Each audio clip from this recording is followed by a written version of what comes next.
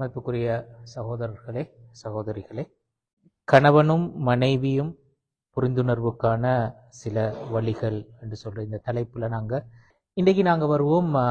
இந்த கருத்துக்கு இந்த சண்டை பிடிக்கிறேன்னு சொல்ற விஷயம், பொதுவாக கணவன் மனைவி இடையில பிரச்சனை வார என்று சொல்றது தவிர்க்க முடியாத ஒரு விஷயம் தான். கணவன் மனைவி இடையிலான பிரச்சனைகளை பத்தி சொல்ற நேரத்துல பொதுவாக உளவியல் சொல்ற ஒரு முக்கியமான உண்மை ஒன்று என்னன்னா, பிரச்சனை நடக்கணுமாண்டா கட்டாயம் நடக்கும். பிரச்சனை வராமலே இருப்பது தான் கணவன் மனைவி என்ற அந்த வாழ்க்கையில எதிர்பார்க்கிற விஷயமா? அதுதான் ஒரு ஒரு ஐடியல் சிச்சுவேஷன். கணவன் மனைவி இடையில எந்த விதமான சர்ச்சையும் வராமல் இருத்தல் என்று சொல்றதுவா? அப்படி இல்லை. ஏனென்றா உலகத்திட நியதியிலே, மனித வாழ்க்கையிட பொதுவான நியதியிலே ஒரு ஸ்திரமான அமைதியான சூழல் என்று சொல்றது, ஒரு நாட்டை பொறுத்தவரையிலும் ஒரு ஸ்திரமான சூழல், அமைதியான சூழல், சமாதானமான சூழல் என்று சொல்றது அது ஒரு ஒரு ஒரு உடனடியான சந்தர்ப்பத்துல சந்தோஷமாகத்தான் இருக்கும். ஆனா நீண்ட காலத்துக்கு அது சந்தோஷமானதாக இருக்குமாண்டா சந்தோஷமானதாக இருக்காது. சந்தோஷமானதாக இருக்காதுன்றது மட்டுமல்ல, அது எங்கள் அறியாமலே நாங்க ஒரு வீழ்ச்சி பாதையிலேயும் போய்கொண்டிருப்போம். ஏனென்றால் ஒரே மாதிரியான சூழல் எப்பவுமே மனுஷனுக்கு ஒரு ஒரு சலிப்பை ஏற்படுத்தும். அவனுக்கு அவனோட பெர்ஃபார்மன்ஸ் அது குறைக்கும். அப்ப அது எங்கட பெர்ஃபார்மன்ஸ் குறைஞ்சு கொண்டே போகும். எங்கள் அறியாமலே நாங்க வீழ்ச்சி பாதையில தான் போவோம். இந்த அல்ஜீரியால வாழ்ந்த ஒரு தத்துவவியலாளர் அவர் மாலிக் பின் நபி என்று சொல்லி, அவர் சொல்லுவார் என்னண்டா, அவர் பொதுவா இந்த உலக நாகரீகங்களை பத்தி பேசின ஒரு முக்கியமான ஒரு ஆள். இஸ்லாத்தை ஒரு நாகரீகமாக நாங்க பிரசன்ட் பண்ணணும் என்று சொல்ற அந்த கருத்தை பேசின ஒரு ஆள். அவர் சொல்லுவார் என்னென்றால், நாங்க அந்த இஸ்திக்ரார் என்று சொல்ற அந்த ஸ்தீர நிலைமை என்று சொல்றது எப்பவும் அதுதான் பெஸ்ட் என்று சொல்லி நினைக்குவாங்க. அது எங்களை எங்க கொண்டு போய்த்து வைக்கும் என்று சொன்னா, நாங்க ஒரு ஒரு ருக்கூத், ஒரு ஒரு தேக்க நிலைமைக்கு எங்களை கொண்டு போய் சேர்க்கும்.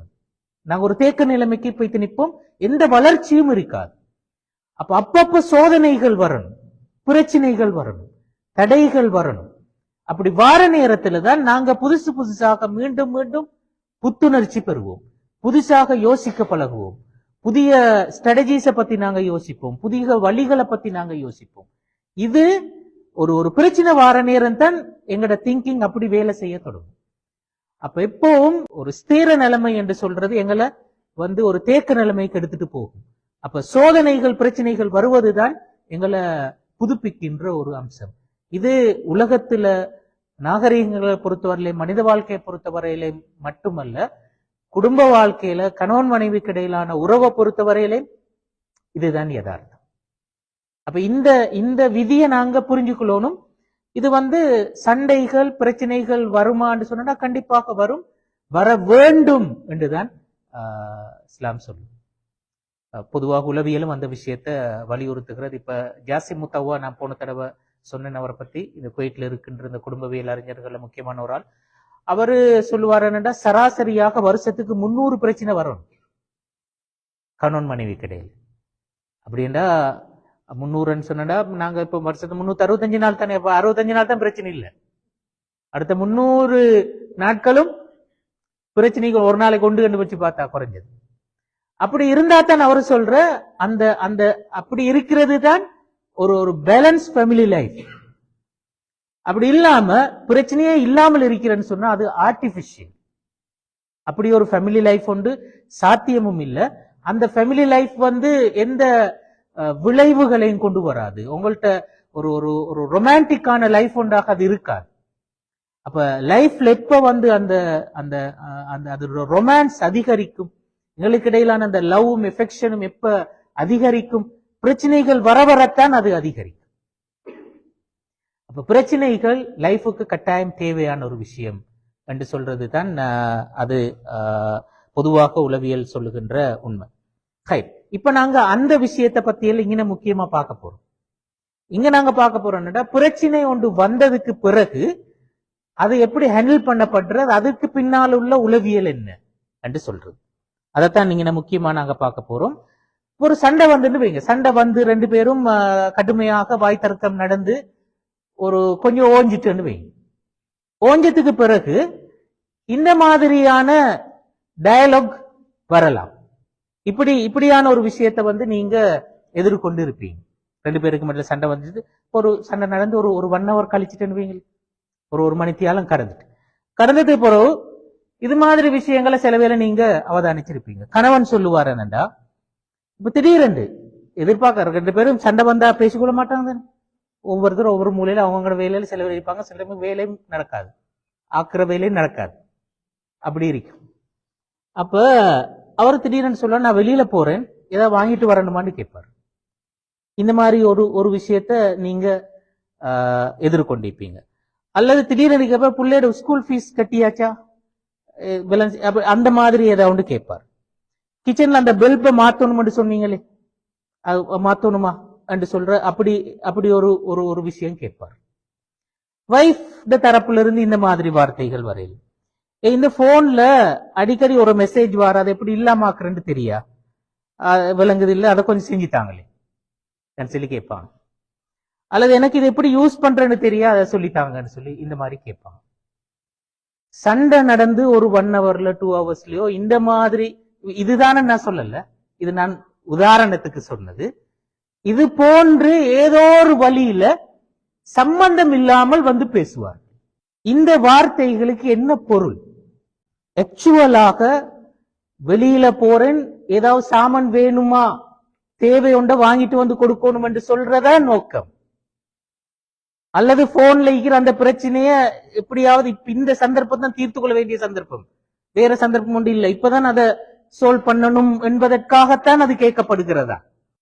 அல்லது பிள்ளையோட ஸ்கூல் ஃபீ இப்பதான் கட்டணும் என்று சொல்றதனால் தான் அது கேட்கப்படுகிறதா? கண்டிப்பாக இல்லை. அப்ப இந்த வார்த்தைகள் வந்து ஆக்சுவலாக அதுல நாடப்படுகின்ற கருத்து வேறு. அப்ப நாங்க புரிஞ்சு கொள்ள வேண்டிய முக்கியமான விஷயம், பேசப்படும் வார்த்தைகளும் நாடப்படும் கருத்துக்களும் எல்லா நேரங்களிலும் ஒரே மாதிரி அமையாது. அது ஒரு தனியான டிக்ஷனரி. அது எல்லா சந்தர்ப்பங்களையும் பேசுற அதே விஷயம்தான் அதுல மீன் பண்ணப்படுறா என்றால் இல்லை. இப்ப நாங்க சாதாரணமா சொல்லுவோம், மனிதர்கள் குறிப்பாக கணவனும் மனைவிக்கு இடையிலான ரிலேஷன்ஷிப்ல தகவல்களை பரிமாறுகின்ற நேரத்துல நாங்க பேசுற விஷயத்துல அந்த வசனங்கள்ல என்ன மீனிங்கோ அந்த மீனிங்கை தான் நாங்களும் நாடுவோம். ஒரு இன்ஃபர்மேஷனை ஷேர் பண்ற நேரத்துல யார் ஒரு மையத்து செய்தியை சொல்றோம், அல்லது ஏதாவது யாரோ வந்து போனன்ற ஒரு செய்தியை சொல்றோம், ஒரு இன்ஃபர்மேஷனை ஷேர் பண்ற நேரத்துல பெரும்பாலும் நாங்க பேசுற வார்த்தையும் நாடப்படுகின்ற கருத்தும் ஒன்றுதான். ஆனா எங்களோட ஃபீலிங்ஸை ஷேர் பண்ற நேரத்துல, உணர்வுகளை பரிமாறுகின்ற நேரத்துல பேசுகின்ற வார்த்தையும் நாடுகின்ற கருத்தும் ஒன்று அல்ல. இப்ப நான் சொன்ன இந்த வார்த்தைகள் எல்லாம் இது உணர்வுகளை பரிமாறுகின்ற பின்புலத்துல நடக்கிற விஷயம். இது வந்து அந்த நான் சொன்ன அந்த சண்டைக்கு பிறகு பேசப்படுகின்ற வார்த்தைகள். இந்த வார்த்தைகள்ல நாங்க அந்த வார்த்தையினூடாக அந்த மொழி கருத்து சொல்கின்ற கருத்துகள் உண்மையில நாங்க மீன் பண்றோம். அங்க வேறொரு விஷயம் இருக்கிறது. உண்மையிலே அந்த வார்த்தைகள் என்ன? இது மறைமுகமாக நாங்க மன்னிப்பு கேட்கிற வார்த்தைகள் தான். என்னண்டா இது நாங்க ஆட்டோமேட்டிக்கா உண்மையில நாங்க என்ன செய்யறோம்னா, நாங்க அதை சிச்சுவேஷனை நார்மலைஸ் பண்றதுக்கு விரும்புறோம். அப்ப அந்த நேரத்துல தான் இந்த மாதிரி வார்த்தைகள் பேசுவார்கள். அப்ப இந்த சந்தர்ப்பத்துல நாங்க புரிஞ்சு கொள்ள வேண்டிய ஆக முக்கியமான விஷயம் என்னன்னா, ஒரு நாளும் அதை எதிர்மறையாக எடுக்கப்படாது. பாசிட்டிவா உடனே ரெஸ்பான்ஸ் பண்ணிடணும். அது வந்து கேட்டா போன்ல இப்படி ஒரு மெசேஜ் வர செஞ்சு தாங்கலன்னு சொன்னா தாங்க பார்க்க சொல்லி எடுத்து, இல்லாட்டி என்ன சரி ஒன்று ட்ரை பண்ணி பார்க்கணும். அல்லது தாங்க நான் அங்க கொடுத்து சரி அதை செஞ்சு கொண்டு தாரன் என்று சொல்ற மாதிரி அந்த சிச்சுவேஷன் அவங்க நார்மலைஸ் பண்றதுக்கு ஒரு ஸ்டெப் எடுத்து வச்சா நீங்க உங்களோட சைட்ல ஒரு ஸ்டெப் எடுத்து வைக்கணும். அப்பதான் சுமூகம் ஆயிரும். ஏன்னா அந்த ஸ்டெப் மீனிங் என்ன? நடந்ததுக்கு சாரி என்று சொல்றது தான். அது வெளிப்படையாக கேட்கிறல்ல, ஆனா மறைமுகமாக மன்னிப்பு கேட்கிறது தான் அந்த ஸ்டெப்பினுடைய மீனிங். வலுதானே? அப்ப அது கணவன் தரப்புல இருந்தும் அது நடக்கும், மனைவிட தரப்புல இருந்தும் அது நடக்கும். உண்மையிலே இத யாரும் பிளான் பண்ணி செய்யறா? பிளான் பண்ணி ரைட் இப்படி நடந்து இப்ப இத இப்படி இப்படி போயிட்டு பேசி இதை மேனேஜ் பண்ணுவோம் என்று சொல்லி பிளான் பண்ணி யாரும் நாங்க அப்படி செய்யறோம்டா? இது உண்மையில அப்படி பிளான் பண்ணி செய்யறது இல்ல. அதாவது இங்க நான் சொல்லிக்கிற மாதிரி எங்கட மனசுட ஒரு உறுத்தல்ல எங்களை அறியாம நாங்களே செய்யற ஒரு விஷயம் தானே. ஏன்னா நடந்த நிகழ்வு நாங்க யாரும் சந்தோஷப்பட மாட்டோம், கண்டிப்பா சந்தோஷப்படுறல. இப்படி நடந்துட்டு இது இது வேணும், அந்த கொஞ்ச நேரத்துக்கு அப்படி இருக்கட்டும் என்று சொல்லி அப்படி நாங்க யாருமே யோசிக்கிறல்ல. அப்படி ஒரு பிரச்சனை நடந்தா கண்டிப்பா மனசுக்கு அது வருத்தமான விஷயம் தான், கவலையா தான் இருக்கும், உறுத்தலா தான் இருக்கும். அந்த உறுத்தல் எங்களை அறியாமலே எங்களை இப்படி செய்ய வைக்கும். அப்ப இது உண்மையிலே இன்னொரு வகையில பார்த்தா அல்லாஹ்ட ஒரு பெரிய அருள், இது அல்லாஹ்ட பெரிய ஒரு ரஹ்மத். இது எங்களுக்கு நாங்க ஒரு இப்ப எப்படியும் நாங்க எங்களை மீறின ஒரு ஒரு சூழல், நாங்களே பிளாஸ்ட் ஆகுற ஒரு சூழல் தானே பிரச்சனை வாரது. நாங்க யாரும் பிளான் பண்ணி சண்டை பிடிக்கிறா? பிளான் பண்ணி சண்டை பிடிக்கிறல்ல. உண்மையிலே எங்களை மீறி நாங்க பிளாஸ்ட் ஆகுற ஒரு நிலைமை தான் சண்டைகள் என்று சொல்ற, அந்த வாயில வரக்கூடிய கடினமான வார்த்தைகள் என்று சொல்றதெல்லாம் அப்படி நடக்கிற ஒரு விஷயம் தான். அப்ப அப்படி நடந்தா கண்டிப்பாக எங்கட மனசுல ஒரு பெரிய ஒரு உறுத்தல் ஒன்று இருக்கிறது. அந்த உறுத்தல் இருந்து எங்களை வெளியில கொண்டு வரத்துக்கு அல்லாவே அவன் வச்சிருக்கின்ற ஒரு விஷயம் தான் உண்மையிலே அது தானே. அப்ப இது ஒரு பெரிய ஒரு அருள். அப்ப அதை நாங்க சரியா புரிஞ்சு கொண்டோம்டா நாங்க அந்த அந்த ஆக்ஷனுக்கு நாங்க பாசிட்டிவா ரெஸ்பான்ஸ் பண்ணுவோம். அப்ப அந்த நேரத்திலையும் நாங்க மாறி இப்படி கேட்டோம்டா, இந்த நேரத்துல இப்ப சாமானா முக்கியம் அல்லது இதுவா முக்கியம் என்று சொல்லி அப்படி அந்த மாதிரி நாங்க ரெஸ்பான்ஸ் பண்றது கண்டிப்பாக அந்த அந்த பிரச்சனைய திரும்பவும் பெருசாக்கிடும். அப்ப நாங்க பாசிட்டிவா ரெஸ்பான்ஸ் பண்ணணும். ஏனென்றா இது அல்லாவே தரக்கூடிய ஒரு அருள் என்ற வகையில். இங்க நான் இன்னும் சில உதாரணங்களை சும்மா போட்டிக்கிறேன் பாருங்க. இந்த என்ன மாதிரி எல்லாம் பேசுவார்கள் என்று சொல்றது. இப்ப கணவன் தரப்புல இருந்து உதாரணமா திடீரென்று எதை பத்தி பேசுவாரு அல்லது கேட்பாரு. உதாரணமா ஒரு டிவி நிகழ்ச்சியை பத்தி சரி ஒரு சொல்லுவாரு, இந்த ப்ரோக்ராம் முந்தின நல்லா இந்த ஆக மோசம் சரி ஒரு கமெண்ட் ஒன்று சொல்லுவாங்க.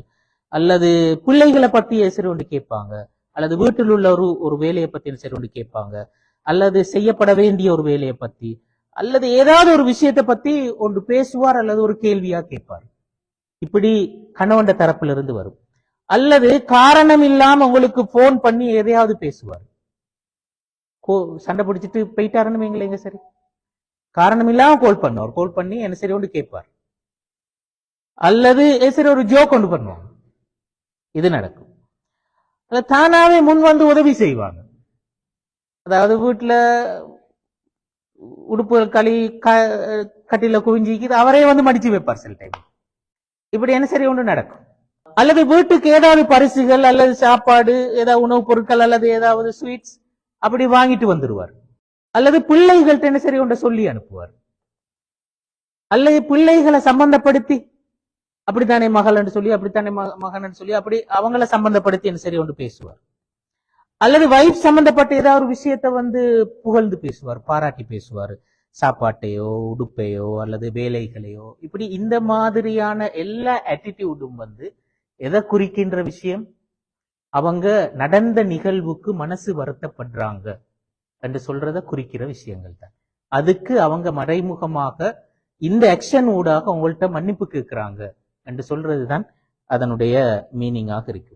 மனைவிட தரப்புல என்ன மாதிரி விஷயங்கள் வரையிலும் நான் சொல்லிக்கிற மாதிரி கணவனை கவர்ற மாதிரியா உடுப்பு ஏதாவது உடுப்பாங்க. அவருக்கு எது பிடிக்குமோ அந்த மாதிரி ஒரு உடுப்பு செலவில் உடுப்பாங்க. அல்லது கொஞ்சம் கெஞ்சலாக சினுங்கலாக பேசுவாங்க, ரொமான்டிக்கா பார்ப்பாங்க. அல்லது நான் ஏற்கனவே சொன்ன மாதிரி ஏதாவது ஒரு விஷயத்துக்கு ஐடியா கேட்பாங்க அல்லது சொல்லி தருமாறு சொல்லுவாங்க. இப்படி இந்த மாதிரியான ஆக்ஷன் வரும். இதெல்லாம் என்ன மீனிங், அதனோட என்ன சொல்ல வராங்கன்ற நடந்த நிகழ்வுக்கு நான் worry பண்றேன் என்று சொல்றது, இதுக்கு மன்னிச்சு கொள்ளுங்க என்று சொல்றது தான் இந்த நடவடிக்கைகளூடாக அவங்க சொல்ல வர மெசேஜ். இப்ப நான் சொன்ன இதெல்லாம் உண்மையிலே மறைமுகமாக மன்னிப்பு கேட்டேன். ஆனா இது எல்லாத்திலுமே ஆக பெஸ்ட் என்ன? நேரடியாக மன்னிப்பு கேட்கிறது தான். அப்ப இங்க நான் சொன்ன மாதிரி நேரடியாக மன்னிப்பு கேட்கிறது தான் உண்மையிலே எங்கட மனசில் இருக்கின்ற எல்லா பாரத்தையும் அப்படியே இறக்கி நாங்க மறைமுகம் மன்னிப்பு கேட்டேன்னு சொன்னாலும் அந்த மனசுல உள்ள பாரம் உடனே இறங்காது. அதுக்கு டைம் எடுக்கும், கொஞ்சம் கொஞ்சமா தான் அது இறங்கும். ரெண்டு பேரும் வந்து சுமூகமாக நாங்க வந்துட்டோம் என்று சொல்றத காட்டுற மாதிரி ரெண்டு பேரும் உறவாட தொடங்கி கொஞ்ச நேரத்துல தான் நல்லது, சிலவில் ஒரு நாளும் எடுக்கும். அது பிறகுதான் அது மெதுவாக இறங்கும். அங்க உள்ள ஆபத்து என்னண்டா திரும்பவும் பத்தி கொள்றதுக்கு வாய்ப்பும் இருக்கு. ஏதாவது ஒரு வார்த்தை தவறினாலும் பத்தி கொள்ளும், அப்படியும் இருக்கு. ஆனா இந்த நேரடியாக மன்னிப்பு கேட்டல் இருக்கிறது, அது டோட்டலா நாங்க திரும்ப புதிய இடத்துக்கு வந்துருவோம். அப்ப எங்கட மனசுல உள்ள எல்லா பாரத்தையும் இறக்கி நாங்க திரும்ப அந்த சந்தோஷமான அந்த அந்த வாழ்க்கைக்கு திரும்ப வருவதற்கான மிக முக்கியமான சாதனம் நேரடியாக மன்னிப்பு கேட்டல் என்று சொல்லு. அதனாலதான் ரசூல்ல சொன்னாரா, ஒரு ஒரு பெண்ண மனைவிய பார்த்து குறிப்பாக சொன்னா, அந்த மனைவி ஏதாவது ஒரு ஒரு தவறான வார்த்தை சொல்லிட்டாலோ அல்லது அவளுக்கு ஏதும் தவறு நடந்துட்டாலோ அவள் எப்படி செய்வது மிச்சம் பொருத்தம்? கணவனுடைய கையை பிடிச்சி, நீங்க என்ன மன்னிக்கலன்னு சொன்னா நான் எதுவும் சாப்பிட மாட்டேன் என்று இப்படி சொல்லுகின்ற ஒரு ஒரு மனைவிய வந்து அதாவது அந்த சுவர்க்கத்துக்குரிய பெண்கள் என்று சொல்றத பத்தி பேசுற நேரத்துல தான் இதை சொன்னார்.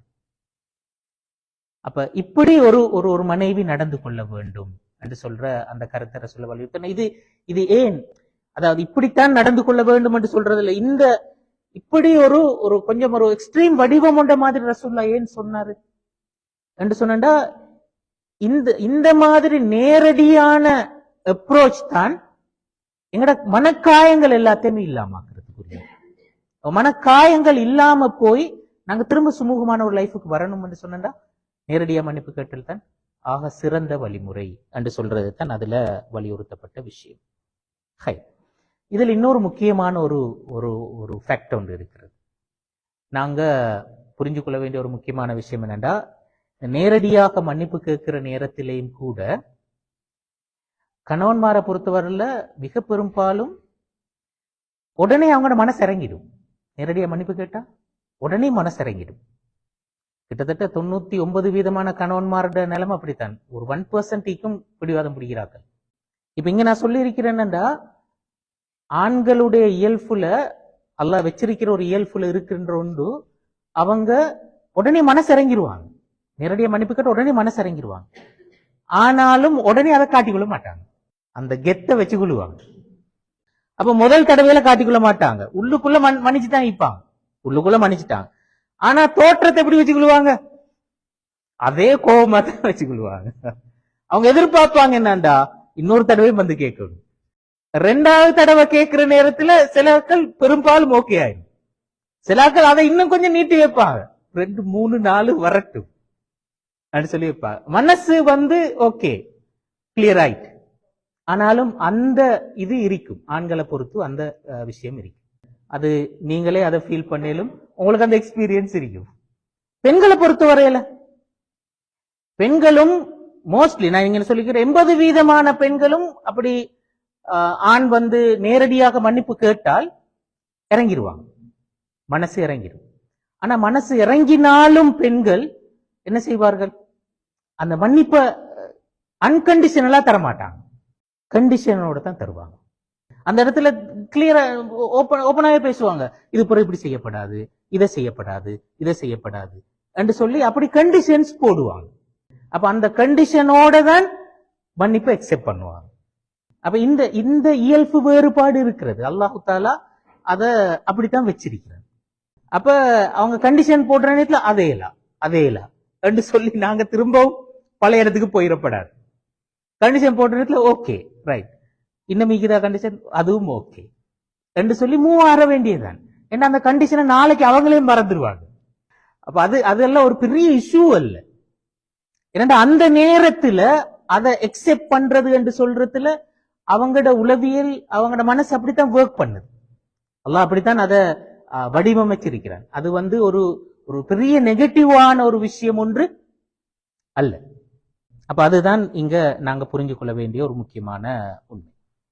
அப்ப இது நாங்க சொன்னோம், ஒரு பிரச்சனை நடந்தால் அங்க அடுத்த ஸ்டெப் நாங்க அந்த அந்த மன்னிப்பு கேட்டல் என்று சொல்ற அந்த விஷயம் எப்படி அதுல நடக்கணும், அதுல உள்ள உளவியல் என்னன்றதை தான் நாங்க இதுல பார்த்தோம். அடுத்த இன்னொரு விஷயத்துக்கு வரும். 40 வயசை கடந்த ஆக்கள் குறிப்பா எத்தனை பேர் இருக்கிறீங்க? அதுக்கு முந்தி நான் ஒரு விஷயம் கேட்கிறேன். நீங்க கல்யாணம் முடிச்சு ஹனிமூன் போனாக்கள் யார்? அப்படி போயிருக்கிறான். நான் 40 வயசை கடந்த ஆக்களுக்கு ஒரு அட்வைஸ் ஒன்று சொல்றேன். 2ஆம் ஹனிமூனுக்கு போயிட்டு வாங்க. செகண்ட் ஹனிமூன் ஒன்று போயிட்டு வாங்க. ஏற்கனவே போய்த்திருந்தா அது செகண்ட், இல்லாட்டி ஃபர்ஸ்ட் ஹனிமூன் போயிட்டு வாங்க. அது நீங்க உலகளோட போற பயணம் இல்லை. நீங்க 2 பேரும் மட்டும் தனியாக போயிட்டு வாரத்துக்குரிய ஒரு பயணம். அப்படி ஒரு செகண்ட் ஹனிமூன் ஒண்ட நீங்க போயிட்டு வாங்க. ஏன் என்று சொன்னா, 40 வயசு பிந்துற நேரத்தில் எங்கட வாழ்க்கையில நிறைய ரஷ் வந்துடும். பிள்ளைகள், தொழில் என்று சொல்ற நிறைய ரஷ் வந்துடும். அந்த ரஷ் வைஃபுக்கு என்று சொல்லி அல்லது ஹஸ்பண்டுக்கு என்று சொல்லி ஒரு டைமை ஸ்பெசிபிக்கா ஒதுக்குறதுக்கான வாய்ப்பு நிறைய குறையும். அவங்களோட உட்கார்ந்து ஒரு ஒரு டயலாக செய்யறதுக்கான வாய்ப்பு நிறைய குறையும். நாங்க ரொமான்டிக்காக 2 பேரும் பேசிக்கொள்றதற்கான வாய்ப்பு நிறைய குறையும். அப்ப அந்த லைஃபுக்குள்ளால நாங்க எங்களை அறியாமலே நாங்க அதாவது எங்களோட ரொமான்டிக் லைஃப்ல ஒரு பெரிய இடைவெளி ஒன்று வரும். அப்ப அந்த இடைவெளிய நாங்க ஃபீல் பண்ணணும். அப்ப அதுக்கு அவங்களுக்கு சொல்லி ஒரு ஒரு டைமை நாங்க கொடுக்கணும். அதுக்கான ஒரு வாய்ப்பு எடுத்துக்கொள்றது இதுல ஒரு முக்கியமான ஒரு நோக்கம். 2வது இல்ல சொல்லிக்கிற மாதிரி 2 பேரும் மனசை விட்டு பேசுறதுக்கான ஒரு சந்தர்ப்பம் வேணும். அவங்கள பற்றிய விஷயம், அவங்க 2 பேரையும் பற்றிய விஷயங்களை அவங்க கொஞ்சம் மனசு விட்டு ஓப்பனாக, என்னோட வீட்டுக்குள்ளால் அதுக்குரிய வாய்ப்பு கிடைக்கிற மிச்சம் குறைவாக இருக்கும். என்னோட வீட்டுக்குள்ள உள்ள அன்றாட சோழிகள், பிள்ளைகள், இப்படி இந்த விஷயங்கள் அந்த வாய்ப்பு எங்களுக்கு தராது. அதுக்கு என்று சொல்லி நாங்க ஒதுக்கி ஒரு டைம் எடுத்துக்கொள்ற நேரத்துல தான் அதுக்கான வாய்ப்பு வரும். அப்ப அப்படி ஒரு ஹனிமூன் உண்டு 40 பிந்தினவர்களுக்கு கட்டாயம் தேவை. இந்த குர்ஆன் வசனத்துல, சூரத்துல் ஹுஜராத்ல வரக்கூடிய இந்த குர்ஆன் வசனத்துல, அதாவது ரசூல் ஸல்லல்லாஹு அலைஹி வஸல்லம் அவர்கள் தன்னுடைய மனைவிமாரோடு வீட்டுல இருக்கின்ற நேரத்துல சில நாட்டுப்புற அரபிகள் வீட்டுக்கு வெளியில நின்று சத்தம் போட்டு ரசூலுல்லாவை கூப்பிடுகிறார்கள். அப்ப அந்த நிகழ்வை குர்ஆன் கண்டிக்கிறது, அல்லாஹ் கண்டிக்கின்றான். அந்த நிகழ்வு நீங்க அப்படி கூப்பிட வேண்டாம். இன்னல்லதீன யுனாதூனக மின் வராஇல் ஹுஜராத் அக்ஸருஹும் லா யஅகிலூன். அப்படிதான் குர்ஆன் சொல்ற. உங்களை அப்படி வீட்டுக்கு வெளியிலிருந்து கூப்பிடுறாக்கள் அதில் உள்ள பெரும்பாலானவர்களுக்கு விஷயம் விளங்காதவர்கள் என்று சொல்ற குர்ஆன். விளங்காதவர்கள் என்று சொல்லிட்டு வலோ அன்னஹும் சபரு ஹத்தா தஹ்ருஜ இலைஹிம் லகான கைரன் லஹும். நீங்க வெளியில வரும் வரையில் அவங்க பொறுமையா வெயிட் பண்ணினாங்கண்டா அது அவங்களுக்கு தான் நல்லது என்று சொல்ற.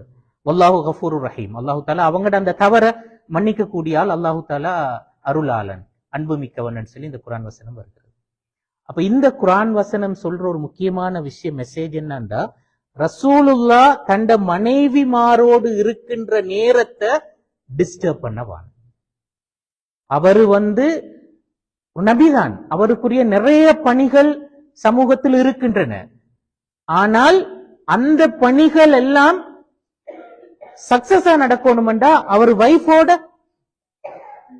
இருக்கின்ற நேரம், அதுக்கு செப்பரேட்டான ஒரு நேரம் இருக்கும். அப்ப ரசூல்லா வைஃபுக்கு டைம் கொடுத்திருக்கிறார், அதுதான் நாங்க காண்றோம். அப்படி கொடுத்திருக்கிற நேரம் தான் அவங்க கூப்பிடுறாங்க. அப்ப அல்லாஹ் சொல்றான்டா அந்த நேரத்தை நீங்க எடுக்கவான, அத ரசூல்லாவுக்கு கொடுங்க என்று சொல்லி நீங்க வெயிட் பண்ணினீங்கடா ரசூல்லா உங்களுக்கு உங்களுக்கு தேவையான அட்வைஸ் தருவார். அதுதான் உங்களுக்கு நல்லம். அவரை வைஃபோட ஸ்பெண்ட் பண்ற அந்த நேரத்தையும் உங்களுக்கு தரணும்னு நீங்க எதிர்பார்த்தா உங்களுக்கு கிடைக்க வேண்டிய பெனிஃபிட் கம்ப்ளீட்டா கிடைக்காது. அப்ப வைஃபோட இருக்கிறது என்று சொல்றது ஒரு ஆணை பொறுத்தவரையில அந்த ஆணுக்கான ஒரு மிகப்பெரிய மோட்டிவேஷன். அது அவனை அப்படி அந்த ஒரு என்ன சொல்ற, அவனுக்கு ஒரு பெரிய புத்துணர்ச்சியை கொடுக்கிற ஒரு விஷயம். இப்ப எந்த அளவுக்குண்டா, நான் பல இடங்கள்ல சொல்லியிருக்கிற விஷயங்கள் உண்டு. இப்ப குர்ஆன்ல குறிப்பிட்ட ஒரு சூராவினுடைய தஃப்சீர்ல வருகிறது. அதாவது யா யுஹன் நபி லிம துஹர்ரிமு மா அஹல்லல்லாஹு தப்தகி மர்தாத் அஸ்வாஜிக் என்று, உங்களோட மனைவிமாரை திருப்திப்படுத்துறதுக்கு நீங்க உங்களுக்கு அல்லாஹ் ஹலாலாக்கின ஒரு விஷயத்தை ஏன் ஹராமாக்கி கொள்றீங்கன்னு சொல்லி வரக்கூடிய அந்த குர்ஆன் வசனம். அது சூரத்து தஹ்ரீம் ஜஸாக்கல்லாஹ் ஹைர். அந்த சூராட அந்த பின்புலம் சிலவேளை உங்களுக்கு தெரிஞ்சிருக்கும். அதோட உள்ள அந்த பகிரங்கமா பேசப்படாத ஒரு காரணம் என்னன்னா, ரசூல் ஸல்லல்லாஹு அலைஹி வஸல்லம் அவர்கள் ஒரு அடிமை பெண்ணோட உறவு வச்சு கொள்றாரு ஹப்ஸா ரலியல்லாஹு அன்ஹா அவர்களுடைய வீட்டுல. அப்ப அந்த விஷயம் ஹப்ஸாவுக்கு தெரிய வருகிறது. ஹப்ஸா ரலியல்லாஹு அன்ஹா அவர்கள் ரசூலுல்லாஹ்வோடு அதுக்கு கடுமையாக முரண்படுகின்றார். ஏண்ட வீட்டுல நீங்க எப்படி இந்த வேலையை செய்வீங்கன்னு சொல்லி. அப்ப அவ முரண்படுற எந்த அளவுக்கு சொன்னா, அப்ப என்ன தலாக் சொல்லுங்க, நான் உங்களுக்கு தேவையில்லை, என்ன தலாக் சொல்லுங்கன்னு சொல்ற அளவுக்கு கடுமையா முரண்படுற. அப்ப அந்த நேரத்துல ரசூல்லா சொல்ற, அப்ப ஏதோ பேசி சமாதானம் ஆயிட்டாங்க. ரசூல்லா சொல்ற, இந்த விஷயம் உங்களுக்கும் எனக்கும் இடையில மட்டும் இருக்கட்டும், வேற யாருக்கும் இதை தெரிய தேவையில்லை. ஆனா ஹப்ஸா போய் என்ன செய்யறா, ஆயிஷா ரலியல்லாஹு அன்ஹா விஷயத்த சொல்ற. அது எல்லா மனைவிமாருக்கும் தெரிஞ்ச ஒரு விஷயம் உண்டாக மாறுகிறது. அப்ப அதுல ரசூல்லா மிகுந்த மன வருத்தம் அடைகிறார். மனைவிமாரோட ரசூல்லா கடுமையா முரண்படுறார். முரண்பட்டு அவ்வளவு பேரையும் விட்டு பள்ளியில போய் தீக்கிறார் வேண்டாம்னு சொல்லி. அப்ப எல்லாரும் சமாதானம் பேசுற ஒரு பெரிய சிக்கலாக மாறிட்டு அந்த இன்சிடென்ட். குர்ஆன் அந்த சூரா இறங்கி மிக கடுமையாக மனைவிமார கண்டிக்கிறது. உங்களுக்கு ஏழுமண்டா அவரோட வாழுங்க, இல்லாட்டி நாங்க அவருக்கு சொல்றோம், உங்களை அவ்வளோ பேரையும் தலாக் சொல்லிட்டு உங்களை விட சிறந்த பெண்களை அவருக்கு நாங்க திருமணம் முடிச்சு வைப்போம் அப்படின்னு சொல்லி குர்ஆன் மிக கடுமையா சொல்கிறது அந்த நிகழ்வு. அப்ப அந்த நிகழ்வுக்கு விளக்கம் சொல்ற நேரத்துல தப்சீராசிரியர் சொல்ற ஒரு முக்கியமான ஒரு விஷயம் என்னன்னா, ஏன் குர்ஆனுடைய கண்டனம் அவ்வளவு கடுமையாக இருந்தது. சாதாரணமா பெண்களுக்கு இருக்கிற ஒரு உணர்வு தானே அது, அந்த அந்த ரோஷ உணர்வு இருக்கிறது தானே, என்னுடையது என்ற அந்த உணர்வு இருக்கிறது தானே. ஆனாலும் ரசூல்லாவை கடுமையாக அந்த ரசூல்லா பாதிக்கப்பட்டதுனால கடுமையாக மனைவிமார குர்ஆன் கண்டித்த. ஏன் அந்த கண்டனம் அவ்வளவு கடுமையான கண்டனம் என்றால், ரசூலுல்லாஹ் யார்? அந்த சமூகத்துக்கு லீடர்ஷிப்பை கொடுக்கின்றவர், சமூகத்துக்கு தலைமை வழங்குகின்றவர்களுடைய குடும்ப வாழ்க்கை அமைதியாக இருக்கும். அங்க குடும்பத்துல அவர் அந்த சக்கன அந்த அமைதியை பெறணும். அந்த அமைதியை பெற்றாதான் அவருடைய சமூக வாழ்வினுடைய அவருடைய பணிகள் சரியாக நடக்கும், சரியான டிசிஷன் எடுப்பார். இல்லாட்டி ஒரு தடுமாற்ற நிலைமையோட பேய்த்து சரியான டிசிஷன் எடுக்கலுமா? எடுக்கலாம். குடும்ப வாழ்க்கை சீராக இருக்கும். குடும்ப வாழ்க்கையில எங்களுக்கு அந்த அமைதி கிடைக்கும். அந்த அமைதி கிடைக்கின்ற நேரத்துல தான் சமூக வாழ்க்கையில அந்த லீடர்ஷிப்பை சரியா கொடுக்கணும். அந்த வகையில தலைமை வகிக்கின்றவர்கள் மனைவியோட வாழணும். அப்ப அது ஒரு ஒரு முக்கியமான ஒரு விஷயம். அது விளந்தாங்க, முக்கியமான ஒரு விஷயம். அதுக்கு பின்னால் ஒரு பெரிய ஒரு உளவியல் காரணம் ஒன்று இருக்கிற. நாங்க ரைட் டிசிஷன் எடுக்கிறதுக்கு எங்களோட குடும்ப வாழ்க்கை எப்பவும் அந்த அமைதியாக இருக்கும். அப்ப அந்த வகையில வைஃபுக்கு ஒரு நேரம் நாங்க கொடுக்கணும். கணவனும் மனைவியும் தனித்து அவங்களுக்கு இடையில அந்த ரிலாக்ஸேஷனை பெற்றுக்கொள்றதற்கான அந்த வாய்ப்பு அவங்களோட லைஃப்ல இருக்கும். அதுதான் எங்கட சமூக வாழ்க்கையை பாதுகாக்கும். விளந்தானே, அது ஒரு முக்கியமான ஒரு காரணம். இதுல இன்னொரு விஷயத்தையும் குறிப்பாக ஆண்கள் புரிஞ்சு கொள்ள வேண்டிய இன்னொரு முக்கியமான உண்மை இருக்கிறது. மனைவி 40 வயதுக்கு பின்னர் அவருக்காக நேரம் ஒதுக்கவும் மனம் விட்டு பேசவும் குறிப்பாக ஏன் அவசியப்படுகிறது? இப்ப நான் சொன்னது ஆண்களுக்கான ஒரு நியாயம் தானே. இப்ப நான் சொன்னது வைஃப்ட சைட்ல, வைஃப்ட 40 வயசுக்கு பிறகு அவக்கு ஹஸ்பண்ட் டைம் கொடுக்கணும் என்று சொல்றதுக்கான நியாயம் என்ன? அதுல இருக்கின்ற இது சயின்டிபிக்கலா சொல்ற இந்த அல்லது குடும்பவியல் ஆய்வுகள் சொல்ற 2 முக்கியமான உண்மைகள். இதுகள்ல நீங்க எந்த அளவு தூரத்துக்கு உடன்படுறீங்களோ தெரிய பாருங்க. முதலாவது, 40க்கு பின்னர் மனைவிமார் அதிகமாக சுயாதீனமாக சிந்திக்க தொடங்குவாங்க. அது வரையில கல்யாணம் பிடிச்ச ஆரம்ப நாட்கள்ல இருந்து நீங்க சொல்றதை கேட்டுதான் அவங்க இருப்பாங்க. நீங்க சொல்றது சரி, ஓகே, அதுதான் ஆக அந்த அந்த கருத்துலகத்தில் அதுதான் ஆக பெஸ்ட் ஒப்பீனியன் என்று கூட அவங்க நினைப்பாங்க. கல்யாணம் முடிச்ச புதுசுகள் ஆரம்பத்தில் அப்படி நினைப்பாங்க. 40 பிந்தினத்துக்கு பிறகு அப்படி நினைக்க மாட்டாங்க. ஏன்னா அவங்களோட லைஃப்லயும் அவங்க ஒரு எக்ஸ்பீரியன்ஸ், அவங்களுக்கு ஒரு முதிர்ச்சி அதெல்லாம் வந்துடும். வந்ததுக்கு பிறகுதான் உங்களோட மடத்தனங்கள் விளங்க தொடங்கும். உங்களோட இடங்கட அதுக்கு பிறகு அவங்களுக்கு ஒரு தைரியமும் மீக்கும். அதுக்கப்புறம் அவங்களோட ஒப்பீனியனுக்கு மாற்று கருத்து நிறைய சொல்லுவாங்க. அல்ல அப்ப அது அப்படி அல்ல, அது பிள்ளை என்று சொல்லி தைரியமா சொல்ல தொடங்குவாங்க. அதுக்கு பிறகு அந்த விஷயம் அவங்கட 40களுக்கு பிறகு நடக்கும். அவங்க நிறைய சுயாதீனமாக யோசிக்க தொடங்குவாங்க.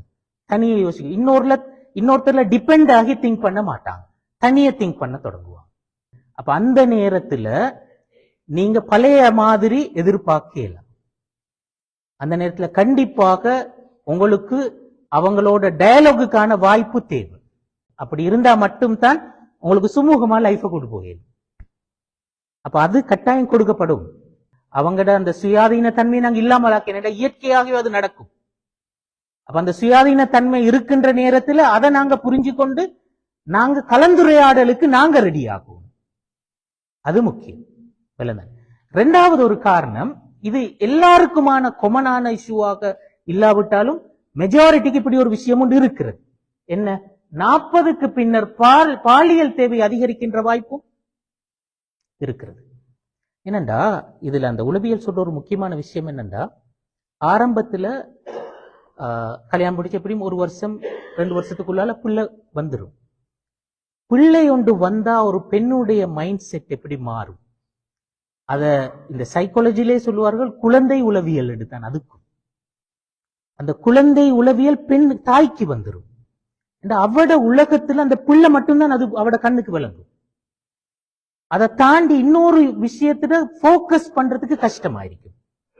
பிள்ளை சார்ந்த தேவைகள் மட்டும்தான் மைண்ட்ல ஞாபகத்தில் இருக்கும். பல சமயங்கள்ல மத்த பிரதானமான சமைக்கணும் என்று சொல்றதோ, கணவனுடனான ரொமான்டிக் லைஃபோ, இந்த விஷயங்கள் கூட மறந்துடும். அதுக்கு ஒரு பெரிய போக்கஸ் வராது அவங்களோட லைஃப்ல. இது ஆரம்பத்துல இந்த பிள்ளைகள் வருகின்ற நேரத்துல பெண்ணுடைய மனோநிலை அப்படி இருக்கும். அப்ப அது முதலாவது பிள்ளை முடிஞ்சு அது முடிய 2வது வந்துடும், 3வது பிள்ளை வந்துடும். இப்படி பிள்ளைகள் அடுத்தடுத்து வருகின்ற நேரத்துல அந்த மைண்ட் செட்லேயே தான் அவங்க தொடர்ந்து இருப்பார்கள். அப்ப அவங்கட இந்த பாலியல் வாழ்க்கை இருக்கிறது, அது கூட அப்படித்தான். அவங்களுக்கு அது 2ஆம் பட்சமாகத்தான் இருக்கும். அது தேவைதான், ஆனா அது 2ஆம் பட்ச தேவையாத்தான் இருக்கும். அவங்களோட மைண்ட்ல வெரி போக்கஸ்டாக இருக்கிறது பிள்ளை சார்ந்த விஷயங்கள் தான். இப்ப 40க்கு பிறகு அந்த விஷயம் நின்றுட்டால் விட்டதை பிடிக்கிற ஒரு வேலை நடக்கும். அதான் நாங்க உள்ள உண்மை. அப்ப அது எல்லாருக்கும் 100% அப்படி நடக்கும் சொல்றதுக்கு இல்லை, ஆனா பெரும்பாலும் அப்படி நடப்பதற்கான வாய்ப்பு இருக்கிறது. அப்ப அந்த நேரத்துல வைஃபுடனான அந்த ரிலேஷன்ஷிப் சொல்றது வெரி இம்பார்ட்டன்ட். அவங்களுக்கு சொல்லி தனியா டைம் கொடுக்கறேன்னு சொல்றது வெரி இம்பார்ட்டன்ட். அப்ப இது நாங்க கவனத்துல கொள்ள வேண்டிய ஒரு முக்கியமான விஷயம். இப்ப 40 இன்னும் அடையாதாக்கள் அவர் என்ன செய்யலும்? அவருக்கும் ஒரு விஷயம் இருக்குமே. ஹை, அவருக்கு நான் ஒரு தியரி ஒன்று சொல்றேன். ஜாசி முத்தாவாசன் ஒரு தியரி 222. இது ஒரு சந்தோஷமான ஒரு குடும்ப வாழ்க்கைக்கு இந்த 222 என்று சொல்றது இப்படி ஒரு விதி ஒன்று இருக்கிறது. என்ன அந்த 222? அதாவது 3 2கள். முதல் 2 அதோட மீனிங் என்னன்னா, 2 வாரங்களுக்கு ஒரு தடவை நீங்க கணவன் மனைவி 2 பேரும் சேர்ந்து ஏதாவது ஒரு ஷார்ட்டான ஒரு ஆக்டிவிட்டியில 2 பேரும் ஈடுபடுறாங்க. அவங்க 2 பேரும் மட்டும். அது ஒரு 2 மணித்தியால 3 மணித்தியாலத்துக்கு உட்பட்டதாக இருக்கலாம். இங்க நான் சொல்லிக்கிற மாதிரி ஒரு டின்னருக்கு போறதா இருக்கலாம், ஒரு வாக்கிங் போறதா இருக்கலாம், ஒரு சேர்ந்து எக்ஸசைஸ் செய்யறதா இருக்கலாம், சேர்ந்து சமைக்கிறதாக இருக்கலாம், சேர்ந்து ஷாப்பிங் பண்றதாக இருக்கலாம். இப்படி ஏதோ ஒரு விஷயம் 2 வீக்குக்கு ஒரு தடவை இப்படி ஒரு ஆக்டிவிட்டி உங்க 2 பேருக்கு இடையில இருக்கிறது நல்லது. இது முதலாவது 2. இப்ப 2 சொல்ல 2 வாரத்துக்கு ஒரு தடவை. அடுத்தது 2வது 2 2 மாசங்களுக்கு ஒரு தடவை. அது என்ன? கொஞ்சம் லாங் ஆக்டிவிட்டி உண்டு. அது ஒரு நாள் அல்லது 2 நாள் உதாரணத்துக்கு. அப்படி ஒரு லாங் ஆக்டிவிட்டி உண்டு. ஒரு அவுட்டிங் போறதாக இருக்கலும், ட்ரிப் வித் ஃபேமிலியா இருக்கலும், எங்கேயா போயிட்டு ஸ்டே பண்றதாக இருக்கலும், இப்படி ஏதோ ஒரு லாங் ஆக்டிவிட்டி. ஹஸ்பண்டும் வைஃபும் சேர்ந்து போறது. மூன்றாவது 2 வருடங்களுக்கு ஒரு தடவை. அது ஒரு மிச்சம் ஒரு நீண்ட ஆக்டிவிட்டி உண்டு. அது ஒரு 5 நாளாக இருக்கலும், ஒரு வாரமாக இருக்கலும், 10 நாளாக இருக்கலும், ஒரு மாசமா இருக்கலும், நீங்க தீர்மானிக்கிற உங்களோட பைனான்சியல் சிச்சுவேஷன்ல வச்சு நீங்க தீர்மானிக்கிற விஷயம் அது. அப்படி நீங்க யோசிக்கலாம். அது என்ன, நீங்க செகண்ட், தேர்ட், ஃபோர்த் ஹனிமூனாக கூட அது நீங்க பிளான் பண்ணி கொள்ளலாம். annual வெக்கேஷன், ஒரு ஃபாரின் ட்ரிப், இப்படி எந்த மாதிரி நீங்க யோசிக்கலாம். அது மூன்றாவது 2. இந்த விஷயம் ஏன் தேவை? இதனுடைய பிரயோசனம் என்ன? உங்களோட 2 பேருக்கு ரிலேஷன்ஷிப் பலமடையும். அது மிச்சம் ஒபியஸா தெரிகின்ற ஒரு விஷயம். 2வது, உங்களோட தாம்பத்தியத்துல உண்மையிலே எப்பவுமே ஒரு புது ரத்தம் பாய்ச்சப்படும். ரிஃப்ரெஷ்மெண்ட் தான் அது எங்களை புதுப்பிக்கின்ற ஒரு விஷயம் உண்டாக இருக்கு. அடுத்து இந்த ரூட்டீன் லைஃப் எப்பவுமே ஒரு அலுப்புண்ட தாரது தானே. அந்த ரூட்டீன் லைஃப் அலுப்புல இருந்து நாங்க வெளியில வந்துருவோம். அது மாதிரி முக்கியமான விஷயம் தான் மனசில் உள்ள சின்ன சின்ன கசப்புகள், கோபங்கள், வெறுப்புகள் இதெல்லாம் தானாக அகன்றுவிடும். இப்ப இந்த கணவன் மனைவிக்கிற பிரச்சனைகள் நாங்க பிறகு ஒரு சந்தர்ப்பத்துல பார்ப்போம். அந்த பிரச்சனை என்று சொல்ற அந்த டாபிக்க தனியாக. அதுல இருக்கிற ஒரு முக்கியமான ஒரு விஷயம் என்னன்னா, எல்லா பிரச்சனைக்கும் சொல்யூஷன் காணலுமா? சில பிரச்சனைகளை கண்டும் காணாமலும் கடந்து போகும். ஆனாலும் வடு இருக்கும், காயம் இருக்கும். அந்த காயங்கள் ஆறுவது எப்ப அல்லது மாறுவது எப்ப? இந்த மாதிரியான நிகழ்வுகள். இந்த மாதிரியான நிகழ்வுகள் அவற்றுக்கு ஒத்தடம் போடுற மாதிரியான விஷயங்கள். அப்ப கட்டாயம் இந்த மாதிரியான விஷயங்கள் இருக்கும். இது பொதுவாக இந்த அதாவது முஸ்லிம் உளவியலாளர்கள் அதிகமாக இந்த 222 இந்த விஷயத்தை சொல்வார்கள். நான் பார்த்தேன், இந்திய உளவியலாளர்கள்ட்ட 777 தியரி ஒன்று சொல்வார்கள். 777 தியரி ஒன்று சொல்வார்கள். அது இதே மாதிரிதான். ஒரு 7 7 நாள், அப்புறம் 7 வாரம், அடுத்த 7 மாதம் என்று சொல்றது. ஒவ்வொரு 7 நாளைக்கு ஒருக்கவும் ஒரு ஷார்ட் ஆக்டிவிட்டி உண்டு. ஒவ்வொரு 7 வாரங்களுக்கு ஒருக்கவும் அப்படின்னா கிட்டத்தட்ட ஒரு 1.5 மாசத்துக்கு ஒருக்கா இன்னொரு கொஞ்சம் லாங் ஆக்டிவிட்டி உண்டு. அப்புறம் 7 மாதங்களுக்கு ஒருக்கா இன்னொரு இங்க சொன்ன மாதிரி ஒரு பெரிய ஆக்டிவிட்டி உண்டு. அது கொஞ்சம் ரஷ், அது மிச்சம் கிட்ட. அது இந்த மாதிரி ஒரு லைஃப் ஸ்டைலு கொஞ்சம் கஷ்டமாயிருக்கும். சில வேளை கிராமப்புற வாழ்க்கைகளுக்கு சில வேளை அது ஒத்து வரலாம். கொஞ்சம் ரஷ்ஷான நகர்ப்புற வாழ்வொழுங்குக்கு கொஞ்சம் அது சிரமமாக இருக்கும். அப்ப இப்படி வித்தியாசமான தியரிகள் அதுக்குள்ளால இருக்கின்றன. அப்ப நாங்க இந்த மாதிரி ஒரு விஷயத்த பிராக்டிஸ் பண்ணி பார்க்கலாம் என்று சொல்றேன். அப்ப இதுவும் நாங்க சொல்ற இந்த வழிமுறையும், இந்த 40 கடந்தவர்களுக்கும் 40 கடக்காதவர்களுக்கும் நான் சொன்ன இந்த ஆலோசனையும் உண்மையிலே எதற்குரியது என்றா, அவங்கட புரிந்துணர்வை வலுப்படுத்துவதற்கான ஒரு வழி, ஒரு டெக்னிக் என்ற அடிப்படையில தான் அது சொல்லப்பட்டது. ஜஸாக்குமுல்லாஹ் ஹைரன். இதனோட இந்த பகுதி நிறைவு பெறுகிறது.